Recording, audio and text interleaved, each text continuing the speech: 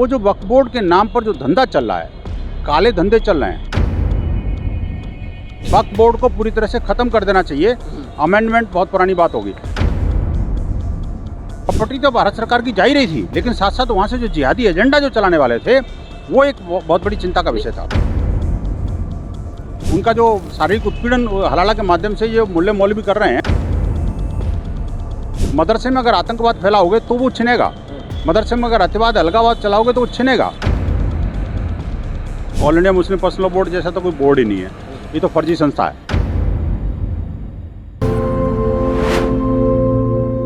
ये मुसलमानों को भड़काने की साजिश हो रही है। आप मुझे बताइए, वक्फ बोर्ड का मुसलमानों से क्या लेना देना भाई? वो तो लैंड ग्रैबिंग एक अथॉरिटी है जो भारत की पुण्य धरा की हड़प करके उसको जिहादी संस्कृति के साथ मिला करके भारत विरोधी गतिविधियों में लिप्त है। मुझे बताइए कि आज भारत के अंदर रेलवे के बाद अगर सबसे बड़ा प्रॉपर्टी ओनर है तो वक्फ बोर्ड है, और उसमें से अधिकांश प्रॉपर्टी जो है कब्जाई हुई है। तीसरी बात यह कि इतनी बड़ी प्रॉपर्टी का मालिक और उससे इतनी बड़ी रेवेन्यू होने के बावजूद भी मुसलमान मुफलिसी में रह रहा है। ये कहते हैं ना, रोजाना चिल्लाते हैं वो सच्चर कमेटी की रिपोर्ट, ये वो सब। अरे भाई, इतना प्रॉपर्टी का मालिक होकर के मुसलमान मुफलिसी में क्यों? क्योंकि वो जो वक्फ बोर्ड के नाम पर जो धंधा चल रहा है, काले धंधे चल रहे हैं। जिस तरह से लैंड ग्रेब करने के बाद में उसमें जो भ्रष्टाचार के अड्डे चल रहे हैं, और किसी भी मंदिर को, किसी भी घर को, किसी भी इवन पूरे गांव के गांव को वक्फ प्रॉपर्टी डिक्लेयर कर देना। और 1995 का जो कानून है वो तो बड़ा ड्रैकोनियन कानून है। उस कानून के अनुसार तो वो जो पावर हमारे भारत के राष्ट्रपति को, प्रधानमंत्री को नहीं है, वो वक्फ बोर्ड को दे दी। क्या आप किसी को भी बोल दीजिए कि ये प्रॉपर्टी आज से हमारी है, तो वो कुछ नहीं कर सकता, वो तो कोर्ट में भी नहीं जा सकता। अगर उसको अपील करनी है तो सीधा या तो वक्फ बोर्ड के पास जाएगा, या वक्फ बोर्ड का अपील ट्राइब्यूनल में जाएगा, जो वहीं सारे के सारे वो जिहादी मानसिकता के लोग बैठे हुए हैं, और फिर उसके बाद में सीधे जाएगा तो हाई कोर्ट में जाएगा। कितने लोग हाई कोर्ट जा पाते हैं, हम सब जानते हैं इस बात को। तमिलनाडु का एक गाँव जिसके अंदर मुश्किल से 5 मुसलमान घर भी नहीं होंगे, और पूरे गांव को ही वक्फ प्रॉपर्टी डिक्लेयर कर दिया। और वहाँ का जो 1500 साल पुराना मंदिर, वो शिव मंदिर था, मंदिर को ही वो वक्फ प्रॉपर्टी डिक्लेयर कर दिया। कमाल की बात है। ऐसे, और 5 स्टार होटल है मुंबई का, हैदराबाद के अंदर कितने सैकड़ों एकड़ भूमि जो थी, अभी माननीय सुप्रीम कोर्ट ने मुक्त कराई है दोनों को। तो ये एक दृष्टांत नहीं है, अनेकों दृष्टांत हैं। मुझे लगता है कि ऐसे कानून को तुरंत निरस्त कर देना चाहिए। सरकार को अमेंडमेंट की तरफ न जाकर के निरस्त ही कर देना चाहिए। तो बोर्ड को ही निरस्त कर दे, खत्म कर दे, वक्फ बोर्ड को पूरी तरह से खत्म कर देना चाहिए। अमेंडमेंट बहुत पुरानी बात होगी। मैं कहता हूँ, आखिरकार जो वक्फ बोर्ड को पावर दे रखी है, हिंदुओं को क्यों नहीं? मैं एक बात पूछना चाहता हूँ, राम मंदिर के लिए हमने 75 साल लड़ाई लड़ी, 1949 में मुकदमा दायर हुआ, और 2020 में जाकर 2019 में जाकर के माननीय सुप्रीम कोर्ट तक हम लड़े और खूब आंदोलन किया। ये अधिकार अगर हमारे पास होते तो हम भी एक नोटिफिकेशन जारी करते, तो इनको सबको बाहर कर देते। ये नोटिफिकेशन मथुरा पे जारी करते थे, ज्ञानवापी पे जारी करते, कहीं भी कर देते। लेकिन मुझे लगता है हिंदुओं को तो लड़ना है, मरना है, कटना है, झेलना है। अपना देश होने के बावजूद, अपनी संस्कृति होने के बावजूद, अपने भगवान होने के बावजूद, अपने पुण्य धरा होने के बावजूद भी हमें तो कानून का सहारा लेना पड़ेगा। और ये किसी को भी अपना डिक्लेयर कर देंगे, फिर कोई पूछने वाला नहीं, बताने वाला नहीं है। गलत है ना जी। इनका तो ये कहना है ना कि ये जो वक्फ बोर्ड की प्रॉपर्टी है, जो नवाब होते थे भारत के अंदर, वो नवाब इनको दे करके गए हैं। वक्फ उन्होंने अपनी संपत्ति की है, जो उस शब्द का अर्थ होता है दान करना, वक्फ कर देना, वो कोई वापस भी नहीं ले सकता। तो ये तो नवाबों की दी हुई है। वक्फ बोर्ड ने ज़मीनें दबाई कहाँ है भारत के अंदर? मुझे समझ में नहीं आता, और नवाब आए कहाँ से थे? और वो तो वहाँ रेगिस्तान से आए थे, घोड़ों पर आए थे। उनके पास तो खाने को दाना नहीं था और पीने को पाना नहीं था। पानी पीने के लिए भी यहीं आए थे रेगिस्तान से। यहाँ पानी मिला और लोगों ने उनको पनाह दी, तब जाकर के यहाँ की संपत्ति पे कब्जा किया उन्होंने।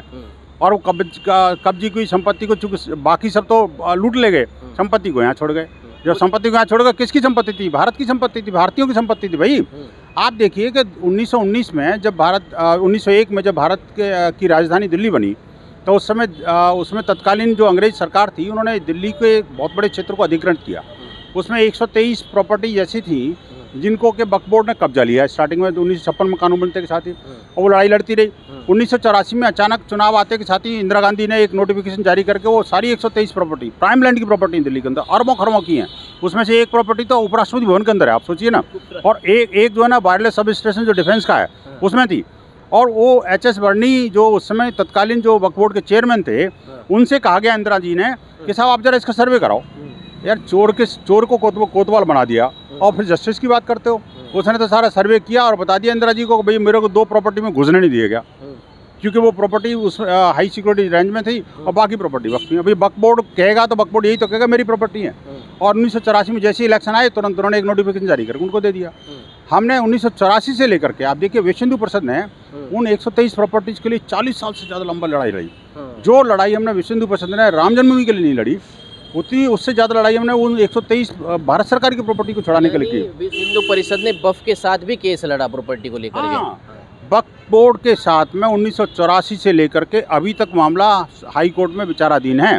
और हम एक एक जगह पर गए, न सिर्फ हाई कोर्ट में लड़े बल्कि उसके बाद केंद्र सरकार के पास गए, केंद्र सरकार के अनेक मंत्रालयों से गए, मंत्रालय ने उस नोटिफिकेशन को निरस्त किया। आप देखिए 2014 में जब इलेक्शन हुए, आम चुनाव से कुछ घंटे पहले इधर इलेक्शन कमीशन आम चुनाव की घोषणा कर रहा था, उससे 2 घंटे पहले मनमोहन सिंह सरकार ने फिर एक नोटिफिकेशन इंदिरा जी की राह पर चलते हुए वो 123 प्रॉपर्टी 2014 से पहले 2014 में 13 में ना 2014 में जिस दिन इलेक्शन डिक्लेयर हुआ मई में, उस इलेक्शन डिक्लेयर होने से कुछ घंटे पहले, कुछ दिन नहीं कुछ घंटे पहले सेम डे जो है ना, और वो पूरा का पूरा नोटिफिकेशन उन्होंने वो जारी करके और उन्होंने 123 प्रॉपर्टी सारी वक्फ बोर्ड को दे दी। फिर हम वापस हाई कोर्ट गए। आप देखिए कि हिंदू परिषद को क्या लेना रहा था, हमें प्रॉपर्टी नहीं चाहिए थी, हम कोई प्रॉपर्टी ओनर नहीं है, ना हम प्रॉपर्टी के मालिक बनना चाहते, लेकिन भारत सरकार की संपत्तियों को भारत सरकार ही वो जिहादियों के हाथों दे रही है। देखिए बात प्रॉपर्टी की नहीं थी अकेली, प्रॉपर्टी तो भारत सरकार की जा ही रही थी, लेकिन साथ साथ वहाँ से जो जिहादी एजेंडा जो चलाने वाले थे वो एक बहुत बड़ी चिंता का विषय था। वो कहती है जिहादी एजेंडा नहीं चलता है, गरीब मुसलमानों का भला किया जाता है। यानी ये जो प्रॉपर्टी बोर्ड की हो जाती है उसे मात्र 50, 100, 150 के किराए पे मुसलमानों को रोज़गार के लिए दिया जाता है, जिससे मुसलमान सशक्त होता है, उसको रोज़गार मिलता है। और कुछ में तो हिंदुओं की भी दुकानें हैं, कुछ दुकानें तो कहते हैं कुछ प्रॉपर्टी तो हिंदुओं के कब्जे में है। आज तक तो कोई मुसलमान वो उनसे कोई रोज़गार अपना नहीं पाया। आखिरकार इतनी बड़ी संख्या में प्रॉपर्टी और फिर भी मुफलिसी में क्यों भाई? क्योंकि उसका जो ज़कात का पैसा जो जाता है वहाँ से, उसमें जो भ्रष्टाचार हो रहा है, कब्जेदारी थे। वो यहाँ दिल्ली वक्फ बोर्ड का चेयरमैन जो है ना, वो अभी जेल में है ना जी, वो अमानतुल्लाह खान। वो किस लिए है? इसीलिए ना, वो that was one of example, सिर्फ एक एग्जाम्पल है। बाकी देश के अंदर कितने वक्फ बोर्ड के चेयरमैन अंदर हैं, और दिल्ली में जो देश भर में वक्फ बोर्डों की क्या स्थिति है, किसी से छुपा हुआ नहीं है। किसी को भी नोटिफाई कर दो और मेरा और मेरे बाप का, तेरा तो कुछ है नहीं, चले जाओ कहीं जाना है। नहीं, उनका तो ये कहना है ना कि ये तो मुसलमानों को टारगेट किया जा रहा है, ये तो मोदी जी का काम है। कभी 3 तलाक पर छेड़ देंगे मुसलमानों को, कभी हलाला पर छेड़ देंगे, कभी आप जो है बुरके पर छेड़ेंगे, और इस बार चुनाव जीते तो आपने जो है बोर्ड पर छेड़ दिया उनको। जहाँ तक आपने कई बात उसकी हिजाब की या 3 तलाक की या हलाला की, मैं पूछना चाहता हूँ, दुनिया का कौन सा मुसलमान जो सभ्य है, अगर कोई एक सभ्य मुसलमान अगर इस बात को कह दे कि यहाँ हलाला जैसी जो जिहादी और महिला उत्पीड़न जैसी वैश्यावृत्ति की तरफ महिलाओं को धकेलने वाली प्रथा, आखिरकार कैसे जस्टिफाई करोगे भैया आप?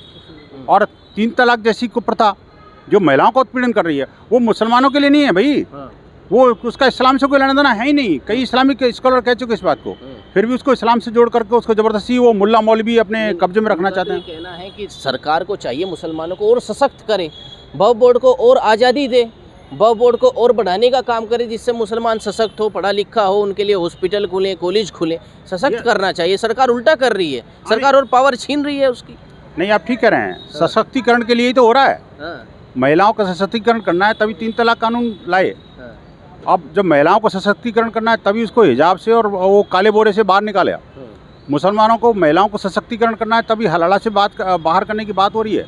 उनका जो शारीरिक उत्पीड़न हलाला के माध्यम से ये मुल्ले मौलवी कर रहे हैं, उससे उनको बचाने के लिए तो ये सरकार ने ये कदम उठाए हैं। मैं कहता हूँ सशक्तिकरण करने के लिए तो कह रहे हैं कि मदरसों में जो अतिवाद आतंकवाद के अड्डे चल रहे हैं, मदरसों के माध्यम से जो देश के अंदर अलगाववाद के बीजारोपण किए जा रहे हैं, उनको अगर भारत की मुख्य धारा से जोड़ा जाए, छोटे छोटे मासूम बच्चों को आप पढ़ाई से विमुक्त करके और आप उसमें जिहादी शिक्षा देने में लगे हुए हो, ये तो रुकना चाहिए ना जी। ओवैसी और अखिलेश का तो बयान आपने सुना होगा वक्फ बोर्ड पर। अखिलेश बोले हैं कि हम ऐसा नहीं होने देंगे, और ओवैसी बोले अल्पसंख्यकों को टारगेट किया जा रहा है, ये तो हिंदुओं को बढ़ावा दिया जाएगा, सारी मस्जिदें कब्जा करेंगी सरकार, वक्फ बोर्ड से शक्ति छीन के और हिंदुओं को मंदिर बनाने के लिए दे देंगे। भाई तभी तो एक को टीपू बोलते हैं और दूसरा जिहादी भाईजान, वो कहते हैं ना हैदराबादी भाईजान है ये तो। मतलब भाई को जान से मार दे, भाई को जान ले ले और भाई को चारे की तरह चढ़ जाए, उसको भाईचारा बोलते हैं। ये भाईचारा और भाईजान की जो डेफिनेशन है ना जी, धीरे धीरे करके बदल गई है। ये लोग जो है ना कहते कुछ और हैं, करते कुछ और हैं। और आप देखिए कि मैं कहना चाहता हूँ कि ये जो बैरिस्टर साहब हैं, जिनको कहते हैं हम इंग्लैंड से डिग्री पास करके आए थे, इन्होंने कोई एक मुकदमा किसी मुसलमान के लिए लड़ा हो तो मुझे बता दो। विरोध सबका करेंगे, ये सुप्रीम कोर्ट का निर्णय हो, हाई कोर्ट का निर्णय कुछ भी हो, लेकिन मुकदमा है कि नहीं लड़ेंगे मुसलमानों के लिए।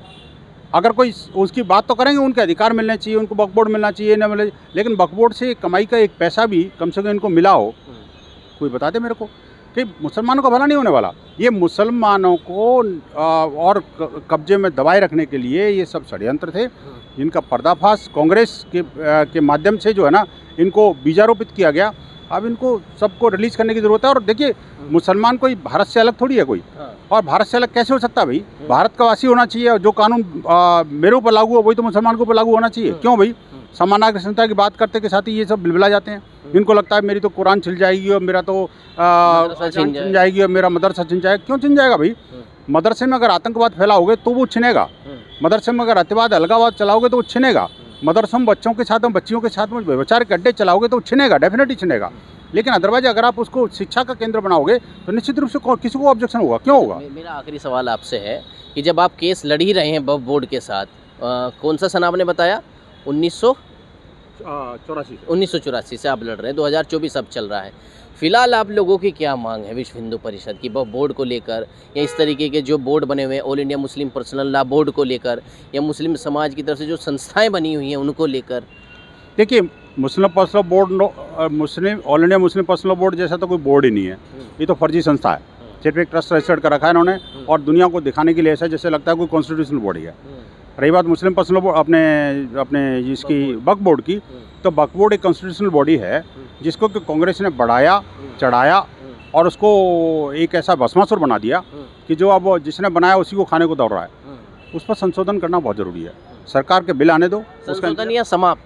देखिए, मैं तो कहूँगा कि उसको समाप्त कर देना चाहिए, लेकिन सरकार संशोधन लेके आ रही है, क्या ला रही है उसको देखने बाद पता लगे। उससे पहले बिल बना रहे क्यों भाई? और मैं कहना चाहता हूँ, देखिए आप अल्पसंख्यक है ना, बहुसंख्यकों से ज़्यादा अधिकार की बात क्यों करते हो? हालांकि फिर भी हमने तब भी ऑब्जेक्शन नहीं किया कि आर्टिकल 29 एंड 30 में जो कॉन्स्टिट्यूशन में लिखा हुआ है, संविधान के अनुच्छेद 29-30 में, वो जो अधिकार अल्पसंख्यकों को दिए हैं, तथाकथित अल्पसंख्यकों, मैं उसका अल्पसंख्यक नहीं मानता, क्योंकि देश के दूसरे बहुसंख्यक हैं ये। दूसरे जब बहुसंख्यक हो गए तो फिर अल्पसंख्यक कैसे हो गए? लेकिन कांग्रेस की जो नीति रही है हमेशा से इनको अल्पसंख्यक करके इनको दबाते रहे। हाँ, पहला अधिकार दे दो जी। मैं कहना चाहता हूँ जो अधिकार आर्टिकल 29-30 में मुसलमानों को दिए गए हैं, वो क्या मेरे अनुसूचित जाति जनजाति समाज के नहीं मिलने चाहिए? आखिरकार वो जो ST/SC वर्ग है, जो दलित है, पिछड़ा है, उनको उनके लिए बात तो करते हैं, लेकिन कभी किसी के मुंह से ये आवाज़ नहीं आई कि आखिरकार जो संविधान में अधिकार तथाकथित अल्पसंख्यकों को है, SC/ST समुदाय को क्यों नहीं है? ये ओबीसी को नहीं बोलते। तो SC/ST वक्फ बोर्ड भी तो बन सकता है। मैं कहता हूँ वक्फ बोर्ड की क्या जरूरत है? वक्फ बोर्ड की भी मैं कहता हूँ वक्फ बोर्ड की क्या जरूरत है? नाम वक्फ बोर्ड रखना जरूरी है क्या? हाँ, मैं कहता हूँ कि देश की सारी ऐसी रिलीजियस संपत्तियों को मैनेज करने के लिए, उनको अधिकार देने के लिए, उनके संरक्षा के लिए निश्चित रूप से कोई एक कॉन्स्टिट्यूशनल बॉडी बननी चाहिए जिसको इक्वल राइट होनी चाहिए। ऐसा नहीं कि मुसलमानों को है तो उसके लिए तो वक्फ बोर्ड बना के संपत्ति कब्जा करने की छूट दे दो, हिंदुओं का मंदिर है तो उसको सरकारी कब्जे में ले लो, और हिंदुओं के मंदिरों की जो संपत्ति है, उसका जो चढ़ावा है, उसको जिहादियों में और अतिवादियों में और ईसाइयों में और उनमें सब में खर्च कर दो। लेकिन हिंदुओं के मंदिर का पैसा हिंदुओं पर खर्च मत करो, ये नहीं चलेगा। आप या तो कहिए कि मैं कम्युनल सरकार है, और अगर सेकुलर कहते हो तो सबके साथ बराबर का अधिकार रखिए। तो ये थे विनोद बंसल जी, जिन्होंने बहुत अंदर की बात बताई कि 1984 से विश्व हिंदू परिषद बहुत पहले से वक्फ बोर्ड के साथ ये प्रॉपर्टी का केस लड़ रहा है, और अगर सरकार इस देश में है तो वो साथ साथ हिंदुओं को भी देखे, केवल अल्पसंख्यकों के नाम पर मुसलमानों को ही इस देश को ना सौंपे।